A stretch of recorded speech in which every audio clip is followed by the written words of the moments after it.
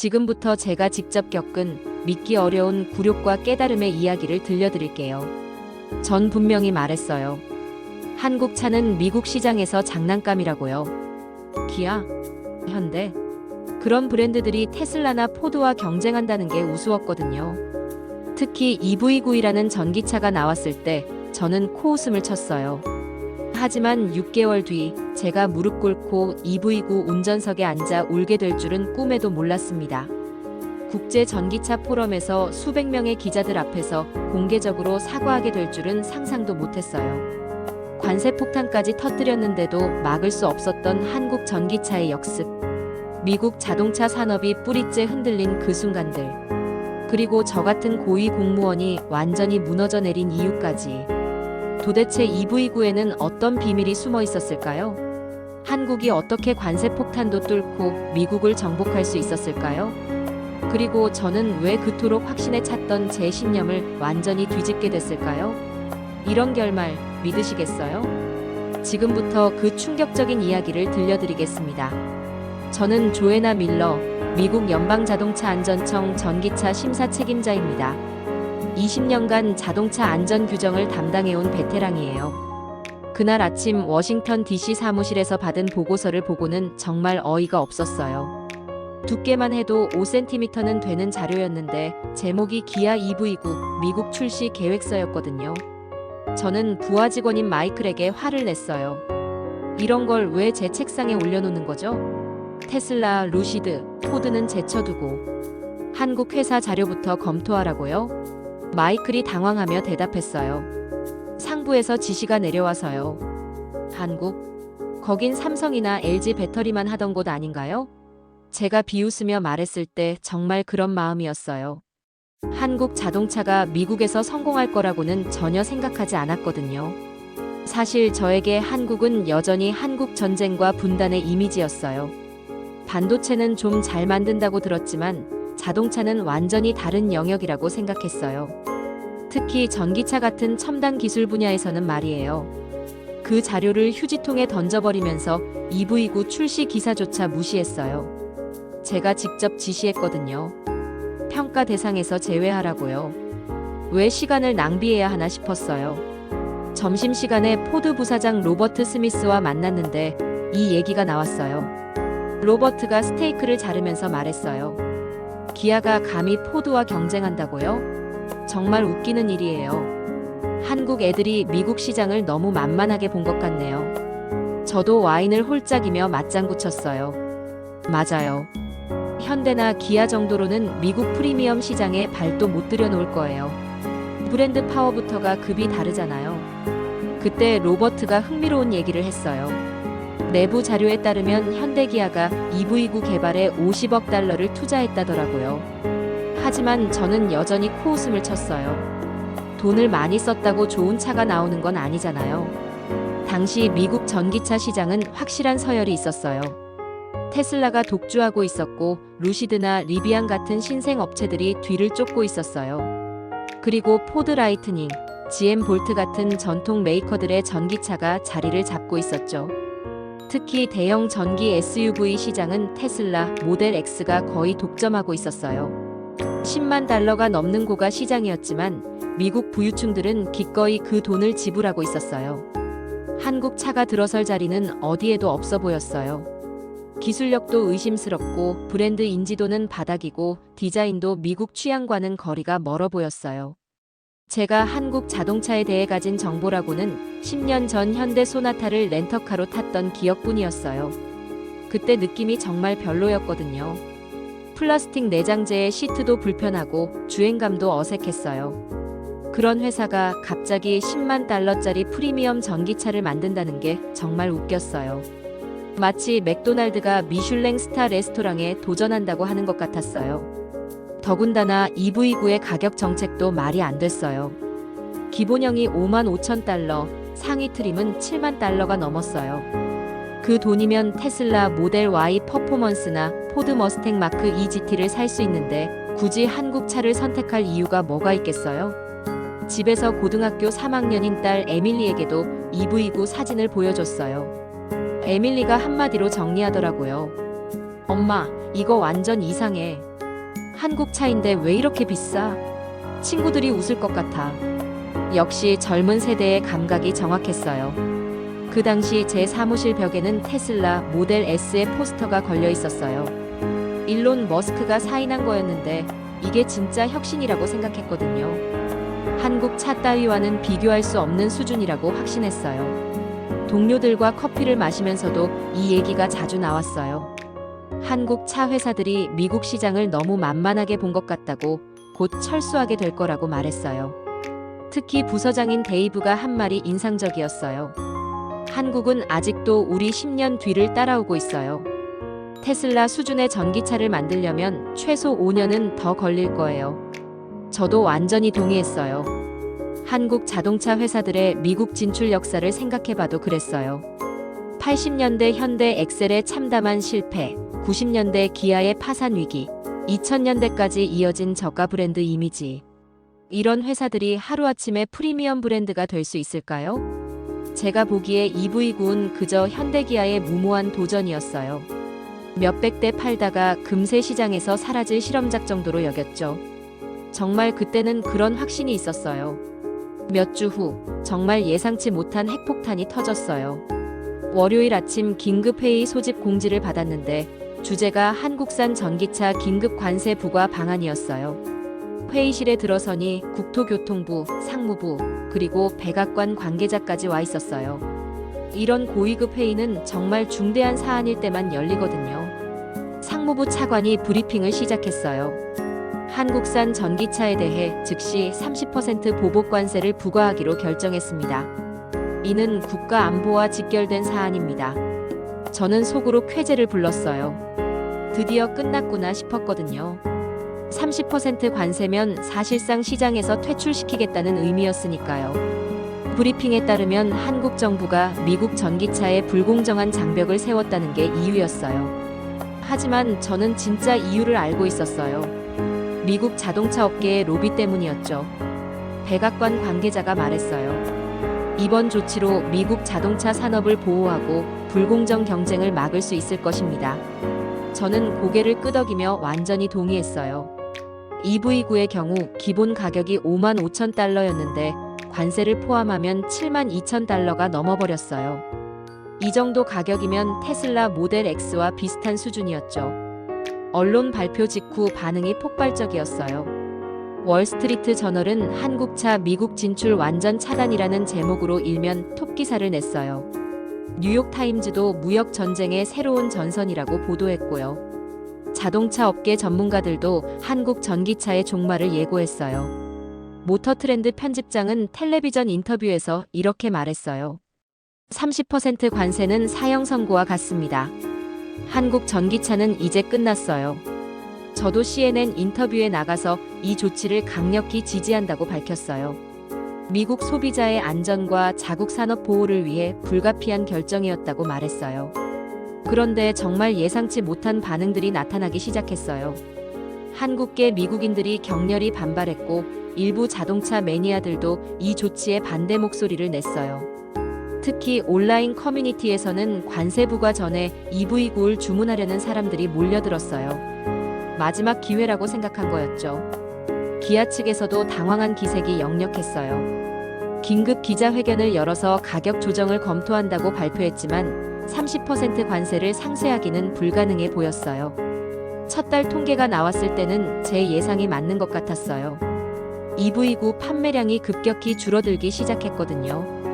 관세 부과 전에는 월 1000대 정도 팔렸는데 이후에는 100대도 안 팔렸어요. 저는 기자들에게 말했어요. 맞죠? 역시 한국 차는 가격으로만 승부하던 거였어요. 진짜 실력은 없었던 거라고요. 동료들도 모두 제 말에 동조했어요. 한 달이 지나자 미국 자동차 업계는 축제 분위기였어요. 포드 주가는 급등했고 GM도 전기차 증산 계획을 발표했어요. 한국 전기차라는 변수가 사라진 거였으니까요. 그런데 2달째부터 이상한 신호들이 포착되기 시작했어요. 일부 지역에서 EV9 중고차 가격이 신차보다 비싸지는 현상이 나타난 거였어요. 특히 캘리포니아와 뉴욕에서 이런 현상이 두드러졌어요. 관세 부과 전에 구매한 EV9 오너들이 웃돈을 받고 차를 파는 일이 벌어지고 있었어요. 저는 이를 일시적 현상이라고 무시했어요. 희소성 때문에 나타나는 거품이라고 생각했거든요. 곧 사라질 거라고 확신했어요. 하지만 3개월째가 되자 정말 믿기 어려운 소식이 들려왔어요. 디트로이트 최대 전시장에서 기아 EV9 품절 사태가 벌어졌다는 거였어요. 처음에는 오보인 줄 알았어요. $70,000가 넘는 가격에도 한국 차를 사는 사람이 그렇게 많을 리 없다고 생각했거든요. 하지만 계속 확인해봐도 사실이었어요. 더 충격적인 건 구매자들의 프로필이었어요. 의사, 변호사, IT 임원 등 고소득 전문직들이 대부분이었어요. 이들이 관세까지 부담하면서 한국 차를 선택한 이유가 뭘까요? 결국 저는 직접 확인해 보기로 했어요. EV9의 정체를 밝혀내서 이 모든 광풍을 종식시켜야 한다고 생각했거든요. 기자회견을 소집했어요. 연방자동차안전청 책임자가 직접 한국 전기차를 시승한다는 소식에 CNN, MBC, 폭스뉴스까지 모든 메이저 방송사가 몰려들었어요. 제가 마이크를 잡고 말했어요. 오늘 기아 EV9를 직접 시승해서 한국 전기차의 실체를 밝혀내겠습니다. 과연 $70,000의 가치가 있는지 철저히 검증하겠어요. 회견장에는 30여 명의 기자들이 카메라를 들이댔어요. 라이브 방송도 몇 개 채널에서 동시에 내보내고 있었어요. 정말 전국적인 관심사였던 거죠. EV9이 도착했을 때 저는 일부러 조롱 섞인 표정을 지었어요. 겉모습부터 평가하기 시작했어요. 디자인이 특이하긴 하지만 미국 소비자들이 좋아할 스타일은 아니네요. 차체 크기를 재어보면서도 냉소적으로 말했어요. 길이는 5.2m, 너비는 2.0m네요. 크기만 보면 나쁘지 않지만 진짜 중요한 건 성능이죠. 시동을 거는 순간 첫 번째 충격이 왔어요. 정말 아무 소리가 나지 않았거든요. 테슬라도 조용하다고 하지만 이 정도는 아니었어요. 마치 도서관에 앉아 있는 것 같은 정적이었어요. 하지만 저는 여전히 여유를 부렸어요. 기자들을 향해 말했어요. 전기차면 다 조용한 거 아닌가요? 이 정도로는 놀랄 일이 아니죠. 그리고 주행을 시작했어요. 첫 번째 코너를 돌 때부터 뭔가 이상했어요. 핸들을 살짝 돌리기만 했는데 차가 알아서 완벽한 곡선을 그리며 주행하더라고요. 마치 레일 위를 달리는 기차 같은 느낌이었어요. 가속 페달을 밟았을 때의 반응도 놀라웠어요. 테슬라처럼 갑작스럽게 치고 나가는 게 아니라 마치 고급 세단처럼 부드럽게 속도가 올라갔어요.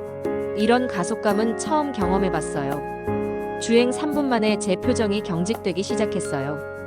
카메라가 제 얼굴을 클로즈업하고 있었는데 당황한 기색을 숨길 수 없었어요. 실내로 시선을 돌렸을 때는 더욱 놀랐어요. 대시보드의 우드 패널이 정말 고급스러웠어요. 가짜 나무가 아니라 진짜 원목 같은 질감이었고 만질 때마다 따뜻한 느낌이 들었어요. 시트도 예상과 달랐어요. 가죽이 정말 부드러웠고 마사지 기능까지 있었어요.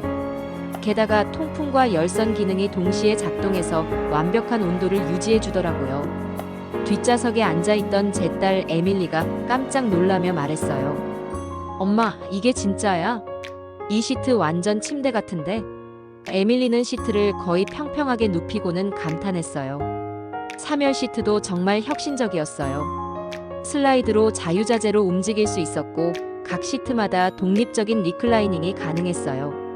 이런 공간 활용 기술은 본 적이 없었어요. 공기청정 시스템에 대한 설명을 들었을 때는 더욱 놀랐어요. PM 0.1까지 걸러주는 헤파 필터가 장착되어 있다는 거였어요. 실제로 차 안 공기가 바깥보다 훨씬 깨끗한 느낌이었어요. 고속도로에서 시속 100km로 달렸는데도 엔진음이나 바람소리가 거의 들리지 않았어요. 에밀리와 정상적인 목소리로 대화할 수 있을 정도였어요. 주행 안정성도 놀라웠어요. 급커브를 돌 때도 전혀 흔들림이 없었고 급제동을 해도 부드럽게 멈춰섰어요. 독일 프리미엄 브랜드에서나 느껴볼 수 있는 수준이었어요. 가장 놀라운 건 배터리 정보였어요. 한 번 충전으로 480km를 갈 수 있다고 표시되어 있었어요. 이건 테슬라 모델 X보다도 월등한 수준이었어요.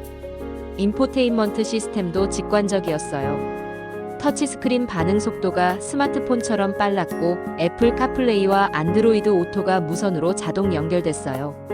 안전 기능들을 체험할 때는 정말 소름이 돋았어요. 전방 차량과의 거리를 자동으로 유지해주고 차선 변경 때도 사각지대 차량을 감지해서 경고해줬어요. 시승을 마치고 차에서 내렸을 때 기자들이 몰려들었어요. 어떠셨나요? 예상과 달랐나요? 하지만 저는 말문이 막혀서 대답할 수 없었어요. 결국 저는 아무 말 없이 차량에서 내려버렸어요. 기자들 앞에서 한국 차를 칭찬할 수도 없고 그렇다고 거짓말할 수도 없었거든요. 제 모든 신념이 30분 만에 무너져 내린 거였어요. 며칠 밤을 잠 못 이루고 고민한 끝에 저는 정말 충격적인 결정을 내렸어요. 한국으로 출장을 가기로 한 거였어요. 직접 EV9이 어떻게 만들어지는지, 한국 기술력의 실체가 무엇인지 확인하고 싶었거든요. 상사에게 출장 승인을 요청했을 때 정말 의외라는 반응이었어요. 한국까지 가서 뭘 조사하겠다는 거냐고 물어보더라고요. 저는 솔직하게 말했어요. EV9의 기술력을 직접 확인해야겠어요. 인천공항에 도착한 첫 순간부터 충격의 연속이었어요. 공항 자체가 정말 현대적이고 깔끔했어요. 시설 규모나 디자인이 뉴욕 JFK 공항보다 훨씬 세련되어 보였어요. 공항 철도를 타고 서울로 이동하는 동안 창밖 풍경을 보고 또 놀랐어요. 고층 빌딩들이 즐비하고 도로 인프라도 정말 잘 갖춰져 있었어요. 제가 상상했던 한국과는 완전히 달랐어요. 서울 시내 호텔에 체크인하고 나서 시내를 둘러봤는데 정말 뉴욕 맨해튼 못지않게 발달되어 있었어요. 강남 지역의 마천루들은 정말 압도적이었고 지하철 시스템도 완벽했어요. 다음 날 아침 기아 남양연구소로 향했는데 그 규모에 입이 떡 벌어졌어요. 여의도 크기만 한 부지에 최첨단 연구시설들이 끝없이 펼쳐져 있었거든요. 입구에서부터 압도당했어요. 거대한 풍동 실험장, 충돌 테스트 센터, 자율주행 테스트 트랙까지. 이런 시설들은 포드나 GM에서나 볼 수 있는 수준이었어요. 정재훈 소장을 처음 만났을 때 정말 의외였어요. 조용하고 겸손한 분이었는데 눈빛에서는 강한 자신감과 철학이 느껴졌어요. 나이는 50대 중반 정도로 보였는데 말 한마디 한마디에 깊이가 있었어요. 정재훈 소장이 준비한 프레젠테이션은 단 7분이었어요. 포드에서는 신차 발표할 때 2시간씩 하는데 이렇게 짧은 건 처음이었어요. 하지만 그 7분이 제 인생을 완전히 바꿔놓았어요. 첫 번째 슬라이드부터 충격이었어요. 기술은 곧 철학입니다. 우리는 기술을 팔지 않습니다. 철학을 파는 거예요. 이런 접근은 서구 자동차 업계에서는 들어본 적이 없었어요. EV9의 충격 흡수 구조를 설명할 때 정말 놀랐어요. 한국 전통 한옥의 처마 구조를 모티프로 했다는 거였어요. 외부 충격이 들어오면 여러 방향으로 분산시키는 원리를 500년 전 건축 기법에서 가져온 거였죠. 컴퓨터 시뮬레이션 영상을 보여주는데 정말 신기했어요. 충돌 시 에너지가 마치 물이 흘러가듯이 자연스럽게 분산되는 모습이었어요.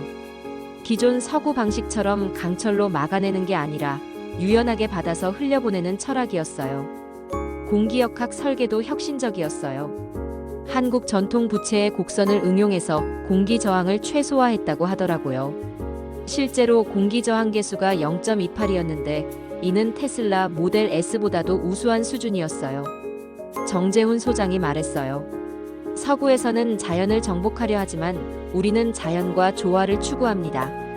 EV9은 바람과 싸우지 않고 바람과 함께 달리는 차예요. 배터리 배치 시스템은 더욱 독창적이었어요. 전통 온돌 구조를 참고해서 열 분산을 최적화했다는 거였어요. 배터리에서 발생하는 열을 차체 전체로 고르게 분산시켜서 효율성을 극대화한 거였죠. 온돌의 원리를 설명하는 영상을 보는데 정말 감탄했어요.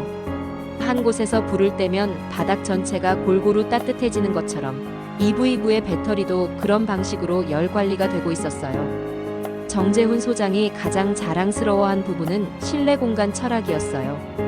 우리는 차를 만들지 않습니다. 공간을 만들어요. 사람이 편안하게 머물 수 있는 공간 말이에요. 한국 전통 다실의 개념을 자동차에 적용했다는 설명이 정말 인상적이었어요. 조용하고 평화로운 공간, 자연과 조화를 이루는 공간, 그 안에서 마음의 평안을 찾을 수 있는 공간을 추구한다고 했어요. 실제 내장재도 그런 철학을 반영하고 있었어요. 인조 가죽 대신 친환경 소재를 사용하고 플라스틱 대신 재활용 섬유와 천연 소재를 활용한다고 했어요. 환경에 대한 깊은 책임감이 느껴졌어요. 생산 공정을 견학할 때는 더욱 놀랐어요. 로봇과 인간이 완벽하게 협업하는 모습이었어요. 로봇이 정밀 작업을 담당하고 인간이 최종 품질을 검수하는 시스템이었어요. 한 생산 라인에서 작업자가 EV9 도어를 닫는 소리를 체크하고 있었어요. 수만 대를 만들어도 하나하나 귀로 직접 확인한다는 거였어요. 이런 장인 정신은 독일 프리미엄 브랜드에서나 볼 수 있는 수준이었어요. 품질 관리 담당자와 대화할 때 가장 인상적이었던 말이 있어요. 우리는 완벽한 차를 만드는 게 목표가 아니에요. 완벽한 경험을 제공하는 게 목표입니다. 연구개발센터에서 만난 엔지니어들도 정말 인상적이었어요. 모두가 글로벌 시장을 목표로 하고 있었고, 특히 미국 소비자들의 니즈를 정확히 파악하고 있었어요. 한 책임 연구원이 말했어요. 미국 소비자들은 크고 강한 차를 좋아하지만 동시에 세련되고 효율적인 것도 원해요. 그리고 무엇보다 자신만의 개성을 표현하고 싶어 해요. EV9은 이 모든 니즈를 만족시키는 차예요. 자율주행 기술 부문 연구원과의 대화도 놀라웠어요. 우리는 완전 자율주행이 목표가 아니에요. 사람과 기계가 조화롭게 공존하는 드라이빙을 추구해요. 운전의 즐거움을 빼앗지 않으면서도 안전을 극대화하는 거죠. 환경기술팀에서는 더욱 미래지향적인 비전을 보여줬어요. 2030년까지 카본 뉴트럴을 달성하겠다는 로드맵이 구체적으로 제시되어 있었어요. 단순히 전기차를 만드는 것을 넘어서 전체 생산 과정에서 탄소 배출을 제로로 만들겠다는 야심찬 계획이었어요. 정재훈 소장과의 마지막 면담에서 가장 인상적이었던 말이 있어요. 우리는 미국을 정복하려는 게 아니에요. 미국과 함께 더 나은 미래를 만들고 싶어요. 자동차는 경쟁의 도구가 아니라 화합의 매개체여야 해요.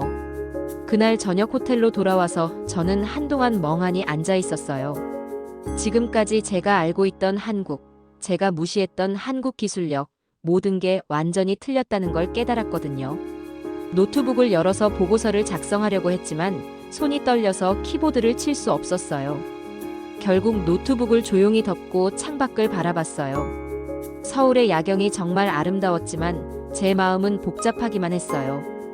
한국에서 돌아온 지 일주일도 안 되어서 정말 충격적인 뉴스가 연달아 터지기 시작했어요. 월요일 아침 출근해서 본 CNN 헤드라인이 제 눈을 의심하게 만들었어요. 한국 EV9, 미국 전기 SUV 시장 2위 진입. 처음에는 오타인 줄 알았어요. 관세까지 부과된 상황에서 한국 차가 시장 2위에 오른다는 게 상식적으로 말이 안 됐거든요. 하지만 계속 확인해봐도 사실이었어요. 더 놀라운 건 구체적인 수치였어요. 전월 대비 380% 판매량 증가였어요. 테슬라를 제외하고는 EV9이 가장 많이 팔린 전기 SUV였다는 거였어요. 부하 직원 마이클이 급하게 달려와서 더 상세한 자료를 가져왔어요. 지역별 판매 현황을 보니 더욱 충격적이었어요. 캘리포니아에서는 테슬라 모델 X 판매량을 넘어섰고 뉴욕에서도 비슷한 수준이었어요. 마이클이 떨리는 목소리로 말했어요. 과장님, 이게 정말 맞는 수치인지 3번 확인해봤는데 틀림없어요. 심지어 텍사스에서도 EV9 판매량이 급증하고 있어요. 가장 이해할 수 없었던 건 구매자들의 프로필이었어요. 평균 연소득이 15만 달러가 넘는 고소득층이 대부분이었어요. 의사, 변호사, IT 임원, 금융업 종사자들이 7만 달러가 넘는 돈을 지불하고 한국 차를 사고 있었던 거예요. 더욱 놀라운 건 이들의 만족도였어요. 온라인 리뷰 사이트에서 EV9는 별점 5점 만점에 4.9점을 기록하고 있었어요. 테슬라 모델 X의 4.3점보다도 높은 점수였어요. 한 구매자의 리뷰가 특히 인상적이었어요. 처음에는 가격 때문에 망설였지만 시승 후 바로 계약했습니다. 테슬라보다 조용하고 편하네요. 무엇보다 품격이 다릅니다. 이 차는 그냥 이동수단이 아니라 생활 공간이에요. 다른 구매자는 더 구체적으로 썼어요. 포드 라이트닝과 비교해봤는데 급이 다르더라고요. 마감재 품질, 주행 안정성, 조용함 모든 면에서 EV9이 압도적이었어요. 관세 때문에 비싸긴 하지만 그만한 가치가 있어요. 미국 자동차 딜러들의 반응도 완전히 바뀌었어요. 처음에는 한국 브랜드 취급을 꺼렸던 딜러들이 이제는 더 많은 물량을 요청하고 있었어요. 시카고의 한 대형 딜러 사장이 언론 인터뷰에서 충격적인 발언을 했어요. 솔직히 말하면 이젠 한국 차 없으면 문 닫아야 할 판이에요. 고객들이 계속 EV9를 찾고 있는데 재고가 없어서 놓치는 매출이 한 달에 $100만 넘어요. 뉴욕 맨해튼의 프리미엄 딜러는 아예 EV9 전용 전시관을 별도로 만들었어요. 그만큼 수요가 폭발적이라는 뜻이었어요. 딜러 대표가 말했어요. 고객들이 EV9를 보러 와서 다른 브랜드도 구경하는 패턴이에요. 정말 놀라운 집객 효과입니다. 온라인 자동차 커뮤니티에서도 EV9에 대한 찬사가 쏟아지고 있었어요. 테슬라 오너들까지 EV9로 갈아타겠다는 글들이 올라오고 있었어요. 한 테슬라 모델 X 오너가 쓴 글이 충격적이었어요. 3년간 테슬라를 탔는데 EV9를 시승해보고 바로 주문했습니다. 일론 머스크한테는 미안하지만 이번만큼은 한국이 이겼네요. 포럼에서는 EV9과 다른 전기차들을 비교하는 글들이 인기를 끌고 있었어요. 주행거리, 충전속도, 실내 공간, 주행감 모든 면에서 EV9이 우위를 점한다는 분석들이 많았어요. 자동차 전문 유튜버들도 EV9 리뷰를 앞다투어 올리고 있었어요. 구독자 100만 명이 넘는 유명 유튜버가 올린 EV9 리뷰 영상은 일주일 만에 500만 조회수를 기록했어요. 그 유튜버가 한 말이 정말 인상적이었어요. 솔직히 한국 차라고 해서 기대 안 했는데 완전히 뒤통수 맞았네요. 이 정도 완성도면 독일 프리미엄 브랜드보다 낫습니다. 기아가 언제 이렇게 발전했죠? 더 충격적인 건 미국 자동차 업계 내부의 반응이었어요. 포드 이사회 회의록이 언론에 유출됐는데 그 내용이 정말 충격적이었어요. 포드 CEO가 했다는 말이 헤드라인을 장식했어요. 기아는 이제 무시할 수준이 아니다. 우리가 졌다. EV9는 우리가 10년 후에나 만들 수 있을 완성도다. 정말 굴욕적인 인정이었어요. GM 내부 보고서도 비슷했어요.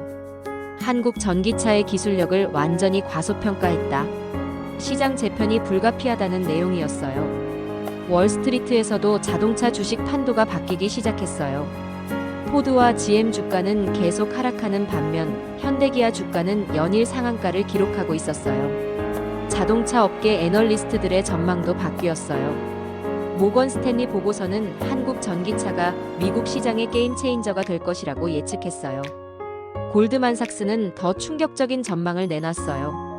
향후 5년 내에 현대기아가 미국 전기차 시장에서 2위 자리를 차지할 것이라는 분석이었어요. 저는 이 모든 상황을 지켜보면서 정말 혼란스러웠어요. 제가 그토록 확신했던 판단이 완전히 틀렸다는 걸 인정하기 어려웠거든요. 부서 회의에서 동료들도 비슷한 심정이었어요. 데이브 부서장이 말했어요. 도대체 우리가 뭘 놓쳤던 걸까요?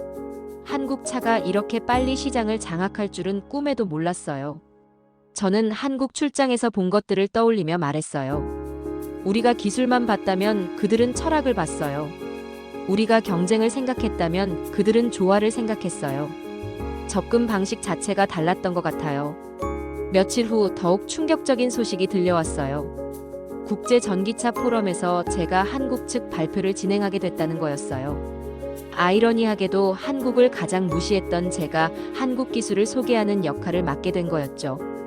포럼 당일 워싱턴 컨벤션 센터에는 전 세계에서 온 자동차 업계 관계자들이 모였어요. BMW, 메르세데스, 아우디, 볼보 등 글로벌 브랜드 CEO들이 대거 참석했어요. 제가 무대에 올라서서 마이크를 잡았을 때 정말 떨렸어요. 몇 달 전만 해도 한국 차를 조롱했던 제가 이제는 그들의 성과를 발표해야 하는 상황이었거든요. 먼저 기아 측 발표자가 무대에 올랐어요.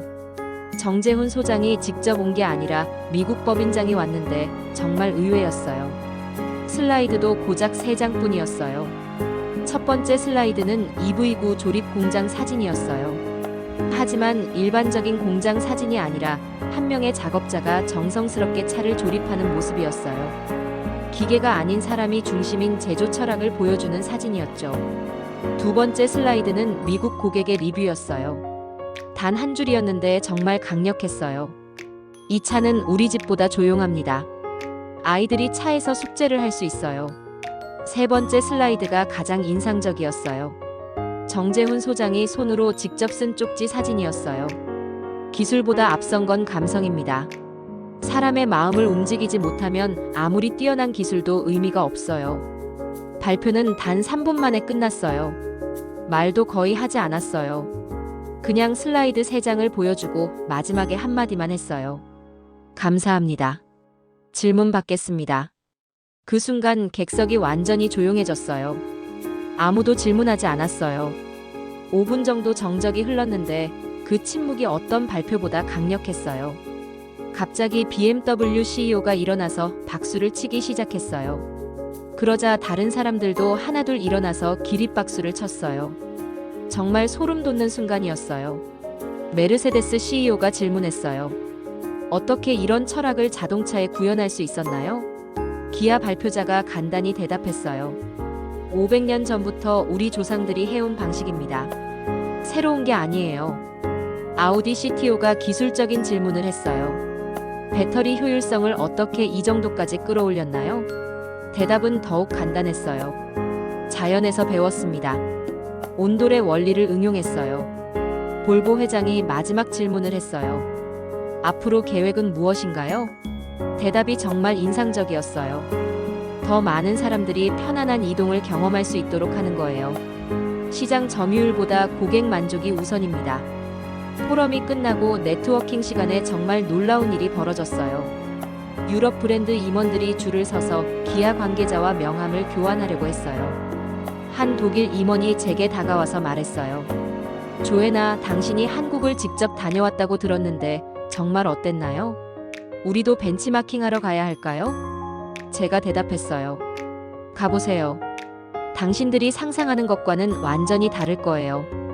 기술력도 놀랍지만 더 놀라운 건 그들의 철학이에요. 이탈리아 페라리 부사장도 관심을 보였어요.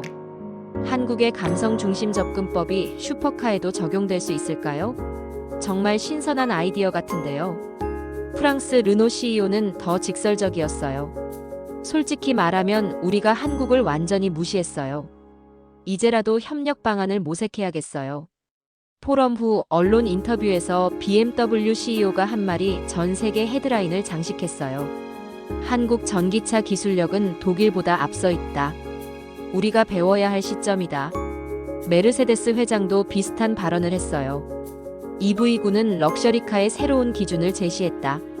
앞으로 모든 전기차는 EV9과 비교될 것이다. 그날 저녁 호텔에서 혼자 있을 때 정말 복잡한 심정이었어요. 몇 달 전만 해도 한국을 무시했던 제가 이제는 한국 기술의 우수성을 세계에 알리는 역할을 하고 있었거든요. 하지만 동시에 자부심도 느꼈어요. 제가 한국의 진짜 실력을 일찍 알아봤고 그들의 철학을 이해했다는 점에서 말이에요. 다음 날 월스트리트 저널에서 포럼 관련 기사를 냈는데 제목이 인상적이었어요. 한국이 자동차 업계 패러다임을 바꾸다. 정말 격세지감이었어요. 포럼이 끝나고 일주일 후 저는 정말 예상치 못한 결정을 내렸어요. 포럼 주최 측에 연락해서 추가 발언 기회를 요청한 거였어요. 제가 직접 무대에 서서 모든 걸 털어놓고 싶었거든요. 주최 측에서는 의아해했어요. 이미 포럼은 끝났는데 왜 추가 발언을 하고 싶어 하는지 이해할 수 없다는 반응이었어요. 하지만 저는 간곡히 부탁했어요. 결국 특별 세션이 마련됐어요. 연방자동차안전청 책임자의 긴급 발언이라는 제목으로 다시 한번 포럼이 열렸어요. CNN, MBC, 폭스뉴스 등 주요 방송사들이 생중계를 결정했어요. 당일 컨벤션 센터에는 수백 명의 기자들이 몰려들었어요. 무대 위에는 카메라만 수십 대가 설치되어 있었어요. 전 세계가 제 발언을 주목하고 있었던 거예요. 저는 떨리는 마음으로 연단에 섰어요. 준비한 원고도 없었어요. 그냥 마음에서 우러나오는 말을 하고 싶었거든요. 먼저 심호흡을 한번 하고 말을 시작했어요. 여러분, 저는 오늘 한 명의 공무원이 아니라 한 명의 인간으로서 이 자리에 섰습니다. 몇 달 전 저는 한국을, 기아를, EV9를 완전히 무시했습니다. 한국 차는 미국 시장에서 장난감에 불과하다고 공공연하게 말했어요. 정말 오만했습니다. 관세를 부과할 때도 저는 그 결정을 지지했어요. 한국 전기차는 금세 시장에서 사라질 거라고 확신했거든요. 하지만 저는 완전히 틀렸습니다. EV9를 직접 시승했을 때의 충격을 지금도 잊을 수 없어요. 제가 알고 있던 모든 상식이 무너져 내렸거든요. 그 차는 단순한 이동수단이 아니라 하나의 철학이었어요. 한국을 직접 방문했을 때 더욱 큰 충격을 받았어요. 제가 상상했던 한국과는 완전히 달랐어요. 기술력도 놀라웠지만 더 놀라운 건 그들의 마음가짐이었어요. 정재훈 소장이 한 말을 지금도 기억해요. 우리는 미국을 정복하려는 게 아니라 미국과 함께 더 나은 미래를 만들고 싶다고 했어요. 이런 철학을 가진 사람들을 제가 무시했던 거예요. 제 목소리가 점점 떨리기 시작했어요. 지금 저를 태우고 다니는 차는 제가 그렇게 무시했던 바로 그 EV9입니다. 관세 때문에 비싸지만 기꺼이 그 돈을 지불했어요. 왜냐하면 그 차를 탈 때마다 제 오만함을 반성하게 되거든요. 그리고 한국이라는 나라와 그들의 기술에 대해 새롭게 배우게 돼요. 그 순간 저는 무릎을 꿇었어요. 수백 명의 기자들 앞에서, 전 세계 생중계 카메라 앞에서 무릎을 꿇고 고개를 숙였어요. 미안합니다. 한국에게, 기아에게, 그리고 제 편견 때문에 상처받았을 모든 분들께 진심으로 사과드립니다. 무릎을 꿇고 있는 동안 회장이 완전히 조용해졌어요. 카메라 셔터음만 들렸어요. 그 침묵이 정말 길게 느껴졌어요. 천천히 일어나서 다시 마이크를 잡았어요. 저는 이제 확신합니다. EV9의 성공은 우연이 아니에요. 한국이 가진 진정한 실력이고 앞으로도 계속될 거예요. 미국 자동차 업계는 각성해야 합니다. 우리가 놓치고 있던 건 기술이 아니라 철학이었어요. 사람을 먼저 생각하는 마음, 자연과 조화를 추구하는 자세, 그리고 무엇보다 겸손함이었어요. 제가 한국에서 본 것은 단순히 뛰어난 기술력이 아니었어요. 사람을 중심에 두는 철학, 환경을 생각하는 책임감, 그리고 진정한 혁신을 추구하는 자세였어요. EV9은 차가 아닙니다. 한국이 세계에 보내는 메시지예요. 우리는 이렇게 생각하고, 이렇게 만들고, 이렇게 꿈꾼다는 메시지 말이에요. 관세를 부과해도 막을 수 없었던 이유가 바로 여기에 있어요. 진짜 좋은 것은 어떤 장벽으로도 막을 수 없거든요. 사람들이 진정으로 원하는 건 가격이 아니라 가치였어요. 저는 이제 한국을 존경합니다. 짧은 시간에 이렇게 놀라운 발전을 이룬 나라, 자신만의 철학으로 세계를 감동시키는 나라를 말이에요. 그리고 저는 약속드립니다. 앞으로 제가 가진 모든 영향력을 동원해서 한국과 미국이 더 가깝게 협력할 수 있도록 노력하겠어요. 경쟁이 아니라 협력으로, 대립이 아니라 상생으로, 편견이 아니라 이해로 함께 나아가는 미래를 만들어 가겠습니다. 발언을 마치고 나서 회장 전체가 기립박수로 화답했어요. 기자들도 박수를 쳤고 심지어 카메라맨들까지 박수를 치는 모습이 보였어요. 한국 언론사 기자가 질문했어요. 개인적으로 EV9를 어떻게 평가하시나요? 저는 주저없이 대답했어요. 제 인생을 바꾼 차예요. 그 이상도 그 이하도 아니에요. 독일 기자가 물어봤어요. 앞으로 한국 자동차 산업을 어떻게 전망하시나요? 저는 확신을 가지고 말했어요. 한국은 이제 자동차 업계의 새로운 리더가 될 거예요. 미국 기자의 질문이 가장 날카로웠어요. 관세 정책에 대해서는 어떻게 생각하시나요? 저는 솔직하게 답했어요. 잘못된 정책이었어요. 오히려 한국 기술의 우수성만 부각시켰죠. 마지막 질문은 한국 방송사 기자가 했어요. 한국 국민들에게 하고 싶은 말이 있나요? 저는 감정이 복받쳐서 잠시 말을 잇지 못했어요. 정말 자랑스러운 나라를 가지셨어요. EV9를 만든 모든 분들께 감사드려요. 그리고 앞으로도 세계에 좋은 영향을 주는 기술과 철학을 보여주시기 바라요. 기자회견이 끝나고 저는 정말 홀가분한 마음이었어요. 그동안 가슴에 담아두었던 모든 걸 털어놓은 기분이었거든요. 다음 날 전 세계 언론이 제 발언을 대서특필했어요. CNN은 미국 고위 공무원의 파격 사과라는 제목으로 보도했고, BBC는 자동차 업계 패러다임 변화의 상징이라고 평가했어요. 한국 언론의 반응도 뜨거웠어요. 조선일보는 한미 자동차 협력의 새로운 전환점이라고 보도했고, KBS는 K-전기차의 세계적 위상을 보여주는 사건이라고 평가했어요. 무엇보다 기뻤던 건 한국 네티즌들의 반응이었어요. 용기 있는 사과에 박수를 보낸다. 이런 분이야말로 진정한 공무원이다. 한미 우정의 새로운 시작이다 같은 댓글들이 쏟아졌어요. 물론 일부에서는 비판도 있었어요. 너무 감정적이었다. 공무원이 이런 식으로 행동해도 되나 하는 목소리들도 있었어요. 하지만 저는 후회하지 않았어요. 진실을 말하는 것이 제 의무라고 생각했거든요. 그리고 제 변화가 다른 사람들에게도 긍정적인 영향을 줄 수 있다면 그것만으로도 충분하다고 생각했어요. 6개월이 지난 지금 저는 MIT에서 특별 강연을 하게 됐어요. 주제는 K-전기차, 미국을 바꾼 철학이었어요. 한때 한국을 무시했던 제가 이제는 한국 기술을 강의하는 처지가 된 거였죠. MIT 강당에는 500명이 넘는 청중이 몰려들었어요. 학생들뿐만 아니라 교수들, 그리고 자동차 업계 관계자들까지 참석했어요. 정말 뜨거운 관심이었어요.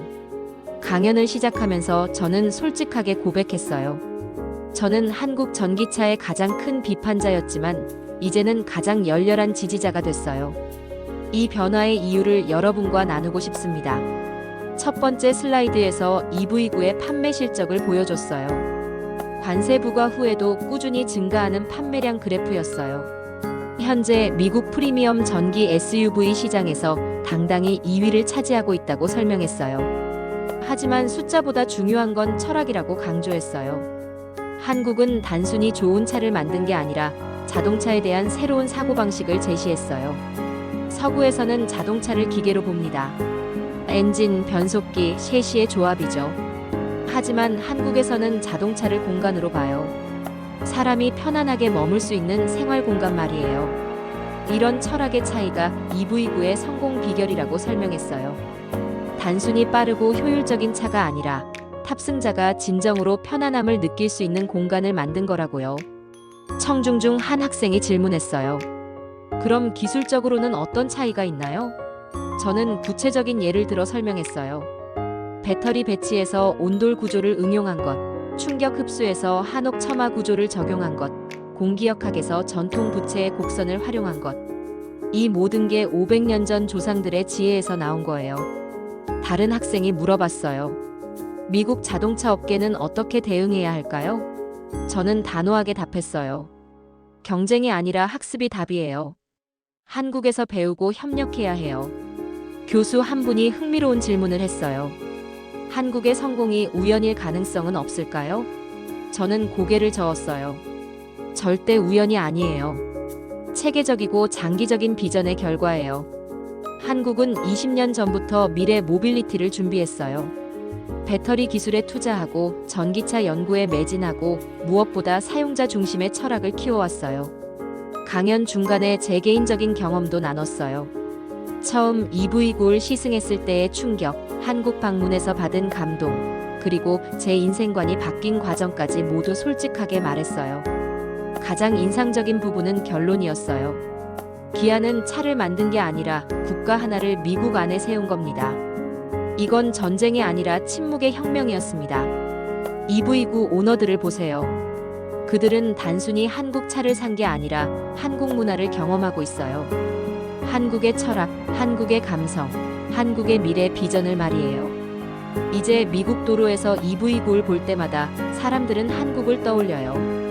기술력 있는 나라, 세련된 감각을 가진 나라, 미래를 준비하는 나라로 말이에요. 청중석에서 박수가 터져 나왔어요.